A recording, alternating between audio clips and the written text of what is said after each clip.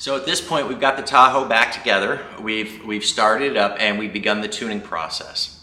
As we were tuning, we started noticing really early on as we're logging data that the right bank is pulling back on fuel, like minus 20%, while bank one is, the left bank is adding like 10 or 12% of fuel.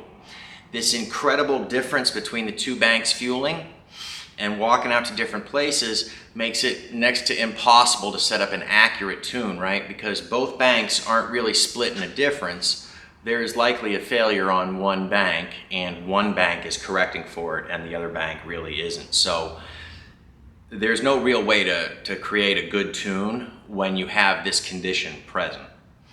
This can happen from a couple of different things. While this can happen from internal engine things like different levels of compression or different valves being tighter than others or whatever, we'll assume all that is just fine. And what we're concerned about is spark plugs, ignition wires, coils, their electrical connections, fuel injectors. For us, all the ignition secondary circuit is brand new.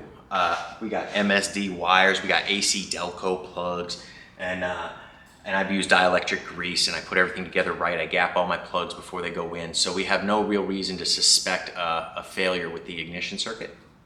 And so we're gonna look at our fuel injectors. The Gen 5 motor is direct injected, and the direct injectors are a little bit of a touchy thing removing and installing. When we removed our injectors, we hurt the rails and the injectors. This is one of our rails that came out. They are a real tight fit in the cylinder head because they're direct injected. The fuel injectors stick right down inside the combustion chamber. And so the injector has a tip on it that is like the whole distance of the meat of the head to pass through it. And it is a precise fit. And there's these two tiny little Teflon seals on the tip. Let me see if I can get it to focus. Oh well.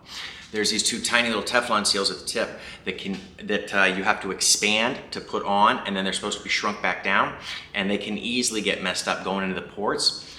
But also, and while I hate to say it, I replaced all 8 fuel injectors with genuine GM original injectors, but that I bought from an economical place. But they came in genuine GM boxes, but I bought them from an economical place and I got a good price on them. So there is a possibility that we might have a knockoff injector.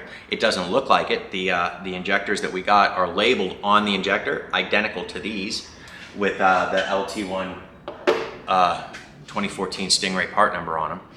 So for now, we're gonna move forward and assume that we have problems with our Teflon seals, and we're gonna take apart our fuel rails, and we're gonna pull our fuel rails and injectors back out so that we can explore our Teflon seals to see if they were hurt.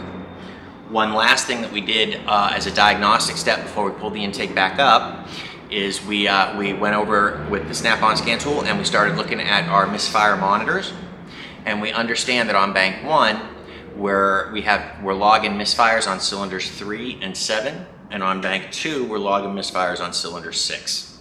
So while we're apart, we're also going to move our fuel injectors around. Aside from correcting our seals and changing seals, we're going to take cylinders 3 and 7 and swap them with cylinders 1 and 5, and we'll take cylinder 6 and swap it with cylinder 2 or 4.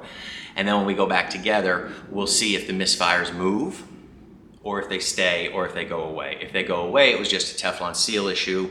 If they move, then maybe we have a bad fuel injector. Maybe that is the case and we did get knockoff fuel injectors, and I got a serious issue with my supplier for fuel injectors.